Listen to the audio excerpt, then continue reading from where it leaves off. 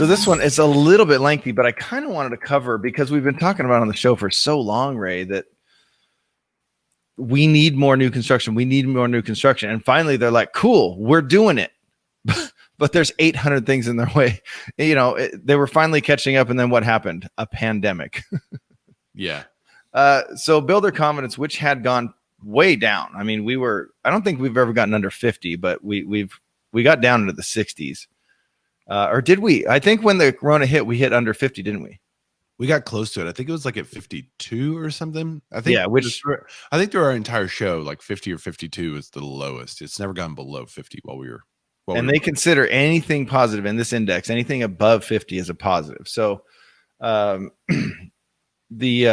builder confidence in the market for single family homes in September increased 5 points to 83, which the 78 was already the all-time high. So now that's obviously the new all-time high.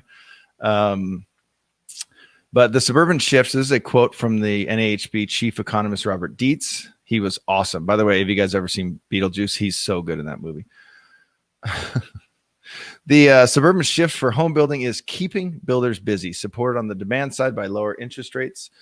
In another sign of this growing trend, builders in other parts of the country have reported receiving calls from customers in high density markets asking about relocating, which we've kind of talked about, from New York. And there's a story coming up on the show about San Francisco.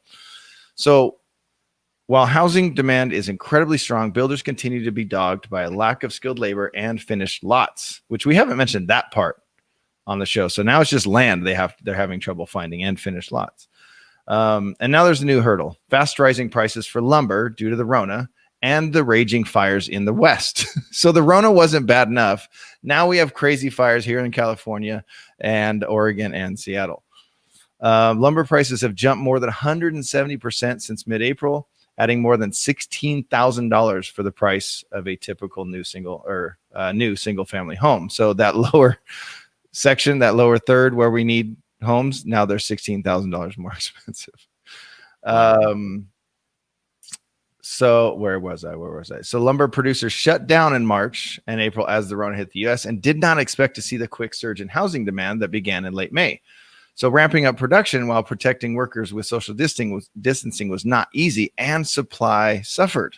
So to add to that, now the Western fires are affecting Weyerhaeuser, the nation's largest lumber producer. So they manage about 1.6 million acres of forest in Oregon and 1.3 million acres of forest in Washington. And other than California, which two states are on fire? Yeah, for sure. So that new construction that we so badly need, finally, builder confidence is crazy. It's at an all-time high, higher in the 35-year history of this index, and they can't get laborers, they can't get land, and they can't get lumber. I think we were talking about in 2017. I think we were talking about land, labor, and materials, just materials in general. Yeah, being a short supply, and that affecting home prices, and that was causing what we called then was an affordability crisis. And we've been following that affordability crisis now for years, and it sounds like that's not going to change much. It sounds like the affordability crisis is still going to be there until the lower third of the market can get some inventory somehow.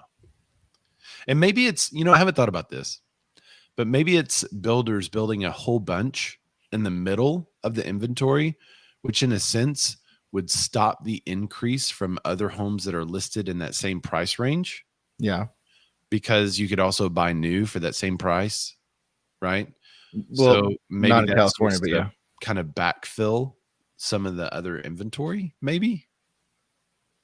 I don't know where the relief, where's the relief? I don't see any happening in that lower third. I don't see it happening at all. Finally, they're, oh, cool, we'll build homes. Now it's more expensive for wood. Labor's harder to get. They can't find buildable lots, so they're building everywhere they can here in California. And, but it's not the same though. It's more expensive. Usually there's extra fees that come along with new construction here. So it kind of doesn't necessarily help that lower third or even the middle third. Right. Melissa Morris says that lot prices right now by her are ridiculous. That's true. Yeah. I have a friend who does literally, that's what he does for a living, is he goes and finds he doesn't find them, but once they have their lot, he surveys it and he kind of gets it to the ready point. So he takes it from bare land and gets it to the ready point. We should have him on the show so we can have this conversation because he's, yeah, it's a little heady. It's a little nerdy, may not be perfect for the show, but it would really, really give you guys some extra knowledge about new construction, especially, you know, here in Southern California, how it works and doesn't work. I wonder if their cost has also increased just to the development and utilities and all that stuff. Well, I mean, as long as they can get the labor there, he doesn't seem to be having a problem. He's busier than ever. Interesting. Yeah. And he has, so his predictors are based on other things like bills or laws that are being put into place that seem like a good idea, but they're so under thought. The thought behind them is not enough. So it affects a big chunk of the industry. And it's like, oh man, sorry about that.